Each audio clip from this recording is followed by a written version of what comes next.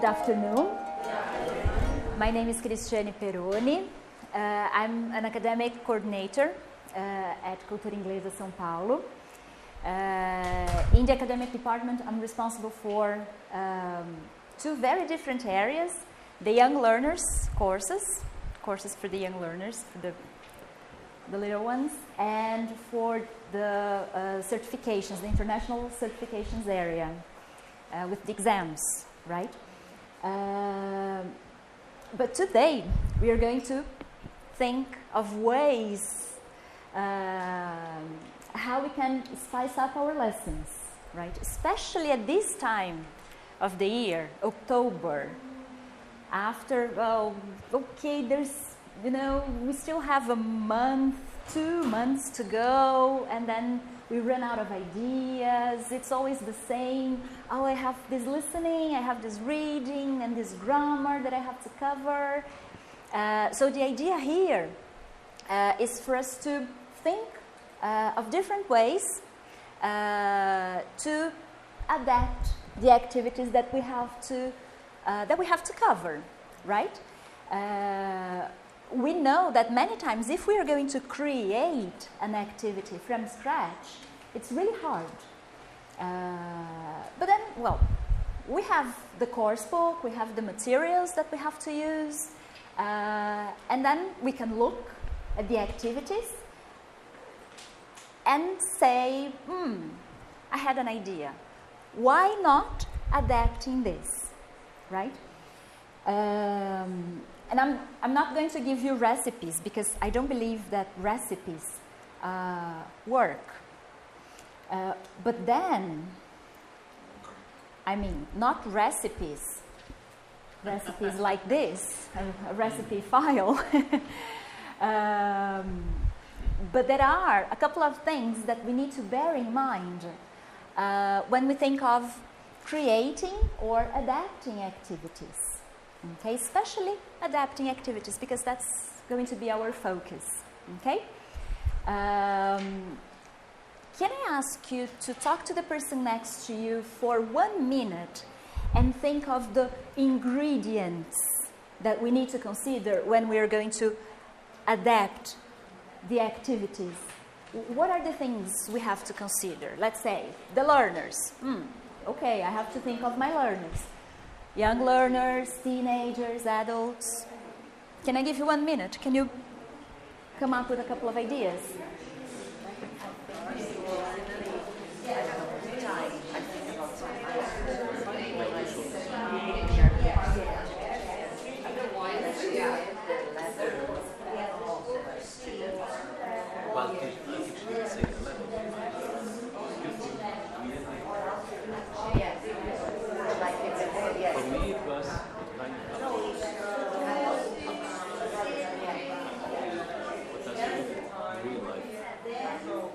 That's very important. We can adapt to their reality. Using the same elements of their reality. Vocabulary, the practice. Yeah. So it's possible. Exactly. And about situations that you feel, I'm not curious about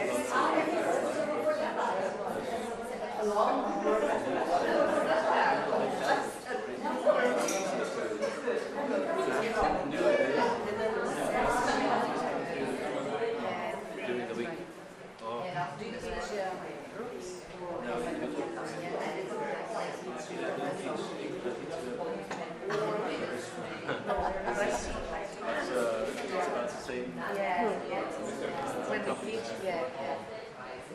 Sorry to interrupt you. Can you tell me a couple of ingredients that we need to have to spice up our lessons? What we have to consider? Timing, level, age, number of students, number of students, yes, profession, personality, the kind of school But there is the tools, the school that offers the tools that we Ah, need okay. for The materials. material for us Uh-huh. to use. We put that. If we need some materials for certain things. If the school, if the school is going to provide us with the material we need. Okay. Preferences, definitely. I have here a couple of things. Let's see if they are the same.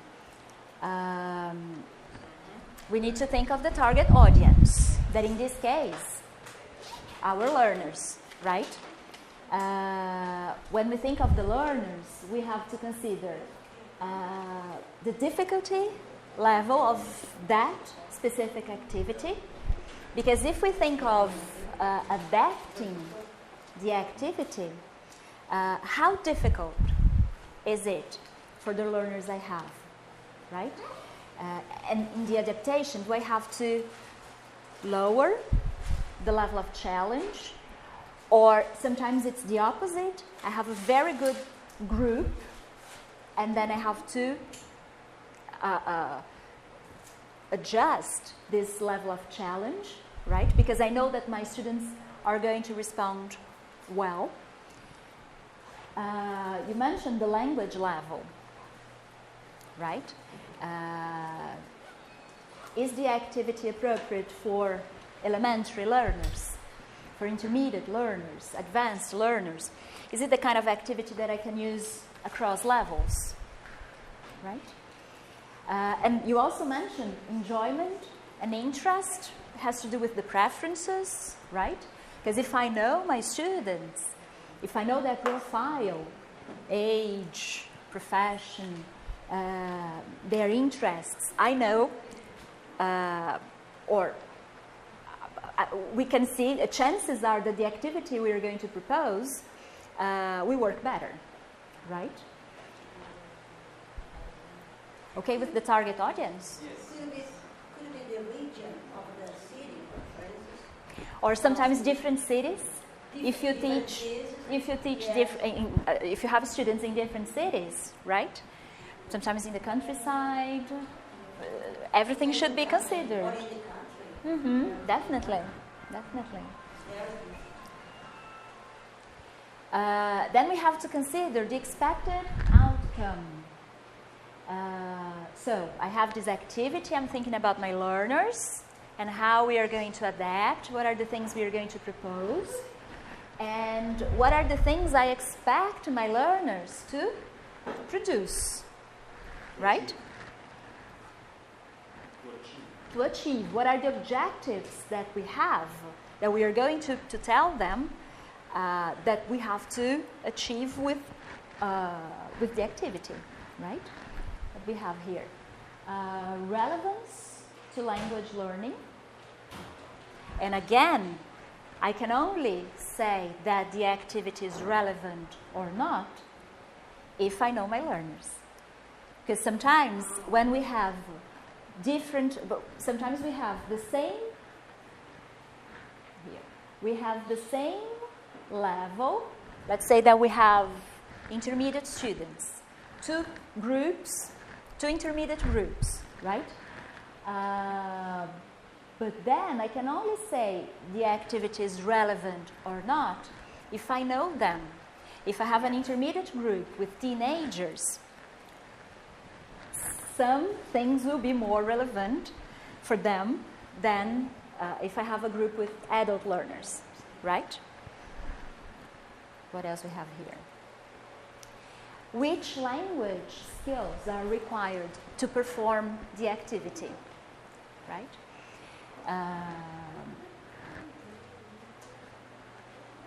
And it has to do with the outcome, because this is what my students, what I want them to come up with, right? It's a practice activity. We are going to practice speaking. So I need to prepare my students in order to help them perform the activity better. Does it make sense? Yes. So target audience, expected outcome, and one last item here that we have. Type of activity. Because I have to think, you also mentioned a couple of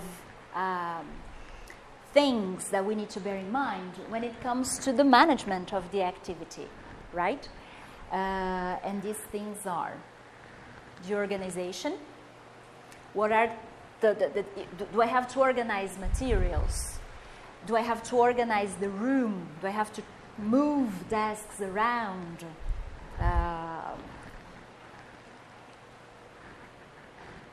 The amount of noise, depending on the school, depending on the group, if we teach young learners, and then we propose a running dictation. Are you familiar with the running dictation? We have a text in one, displayed in one wall of the room, and then students work in pairs. They have to run, read the text, memorize, come back, tell the partner, and the partner has to write. Running dictation. So if we think, remember the skills, if we think of the skills, what are these skills in a running dictation? To give an example, I'm working with the 4 skills because the student will have to read. I'm working with cognitive skills as well because there's some, they will have to memorize. Then they will have to say, the other student will have to listen and write. Can I do this? It involves the 4 skills, exactly. But then, can I use the running dictation with everyone? Maybe it's not a good idea. So that's why we have here the ingredients to think about. The amount of noise is something to take into consideration, right? As you mentioned, the materials needed, and who's going to provide the material? So is the school going to provide the material for us?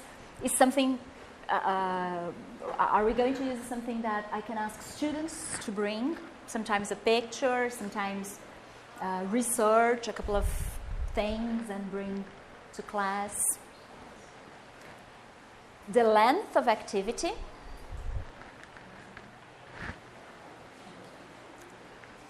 The amount of preparation needed. Because remember, it's October. All we want It's our home. But then remember, we still have like a month and a half, almost 2 to go. So if it's preparation, a 0 preparation, much better, right? Something that while I'm planning my lesson, I can include ideas, much better, right? What else do we have here? The space needed has to do somehow with the organization.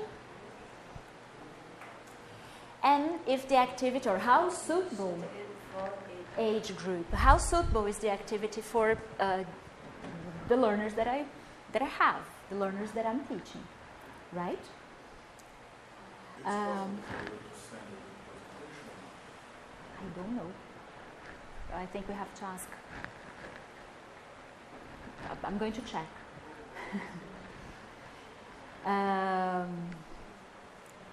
Does it make sense? Yes? So, once we are thinking about the ingredients, I'm going to suggest, in our recipe here, I'm going to suggest that we prepare a berry pie, raspberry pie, okay? Let's see if it goes. Remember that I'm going to tell you the ingredients, and I'm going to tell you one possible way of preparing this.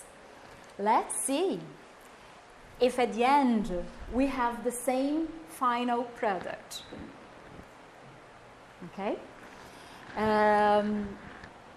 I have here one of the ingredients to spice up our lessons is to use game-like activities. Okay, taking into consideration all those aspects that we've just mentioned. Okay, so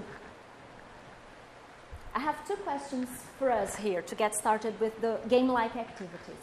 How do you feel about using game-like activities in your lessons? And I'm going to ask you to make a list of 5 benefits of using game-like activities in class. So, one more minute. Can you? What is game-like? There's no game. What's a game-like activity? Very good question. There is another name that sometimes teachers say, playful activities. I think playful activities remind us of something for children only. So instead of saying playful, I'm using game-like. And why game-like and not only game? Because it's game-like. It's not actually a game. It's just somehow a game, right? Because after all, we are in class to learn English. If we only play and play for the sake of playing, at the end of the semester, at the end of the month, or if you teach children, it's a game that we are going to use for learning purposes. It's gamification. No, not necessarily. But it could be a game, a regular, a normal game that we play, but we are going to include the language. Like board games, for example. For example, Specific target. if I have a board game, but I want to play, I want to practice, I don't know, verbs in the past. What am I going to change? The squares of the board game. So each square that the students follow will. It's a game that we use to teaching. Yes, that's why game-like. Okay, for learning purposes. When it's an exercise that we adapt to game. Dominoes. Also, okay, Strategic allocation. great. But then remember, we are not playing board games or dominoes for the sake of playing. Yeah. But there is a learning purpose. Is it okay? It's clear. So, can I give you 1 minute for those questions? Yes? Please.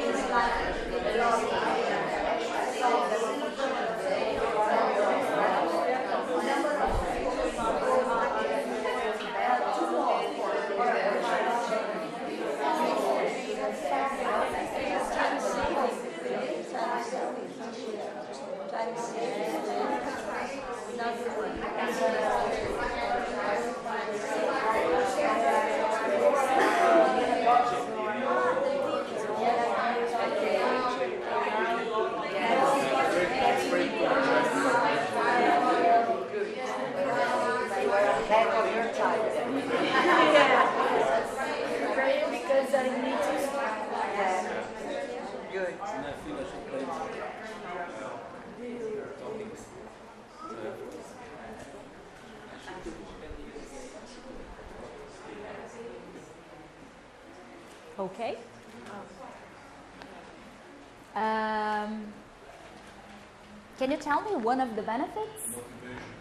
Motivation. Motivation. Time saving. Okay. It can be time saving. Interaction. With the other students, with the teacher, they believe that they can give. Most of them are afraid to speak. Right. Dynamic. They love babies. Yeah. Most of them, I would say. Yes. I think it brings a change of pace, which Definitely. improves interest. Definitely.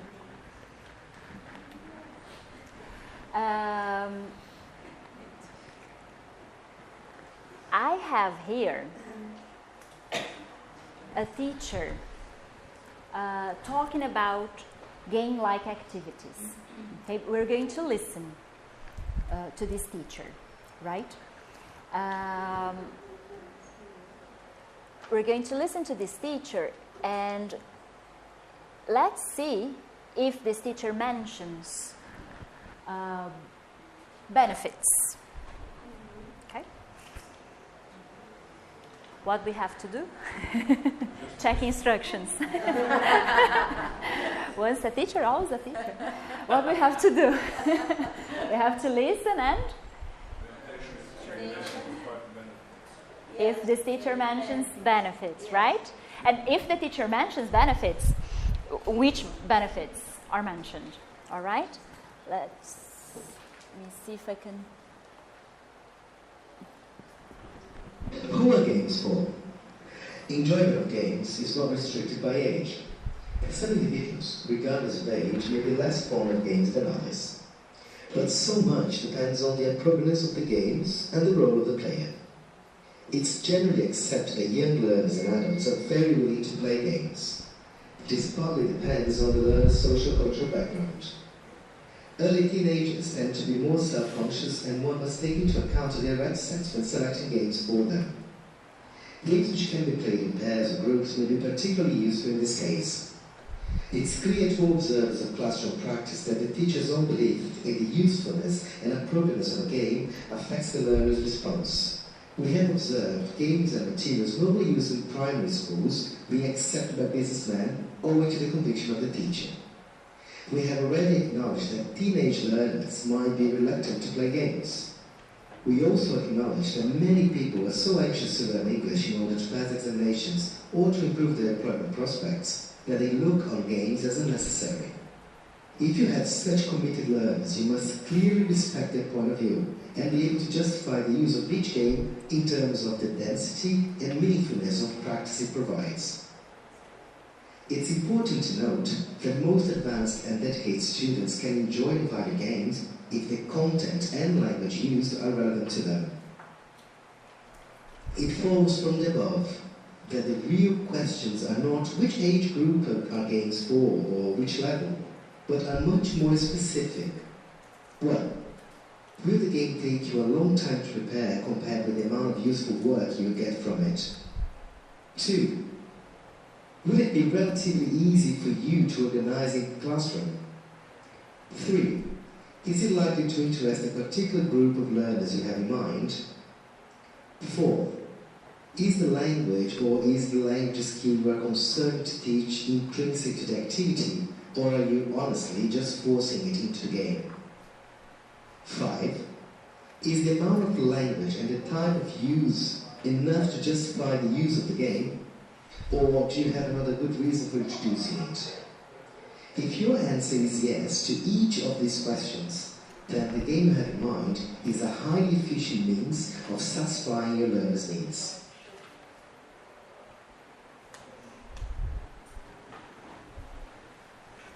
Can you... What did he say? Can you share your answers, your ideas before we open? One more minute.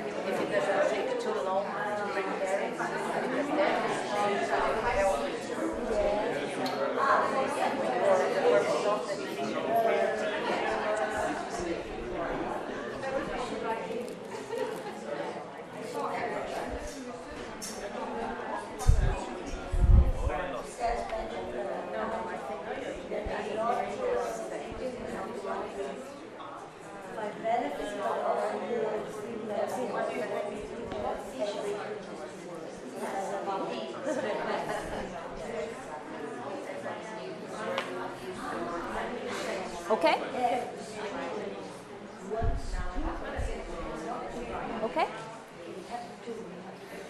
Do you think we could share? What are some of the things this teacher mentions? Content and relevance. And freedom to participate in the game for students. Mm-hmm. Many teachers and students, because they are so anxious about learning English, that they consider unnecessary the game. Mm-hmm. No, I want to learn English, but the game, no. Mm-hmm. It's not necessary for me. They don't see as part of Yes. the learning process, right? He said something about time preparation, hasn't he? Yes, because if it takes too long, so it's not a good thing for the teacher, yes? Because Use the time preparing whatever you have to prepare for the students. and compared to the time that we are going to use that game during the lesson, Yeah. for the lesson, Yeah. right? If we need to, let's say, it's going to take like 2 hours for us to prepare something that is going to be used for 10 minutes, right? So this is one of the things that we need to consider. Please. So there's something that needs to be considered, that is the fact that sometimes you prepare an activity that takes a long time, but you do it only once. You need to interrupt as many times you want. Yeah, definitely. Then if this activity is going to be used more than once, maybe you can adapt the activity with different learners, different groups. Certainly, we have to take into consideration, right? Anything else you would like to?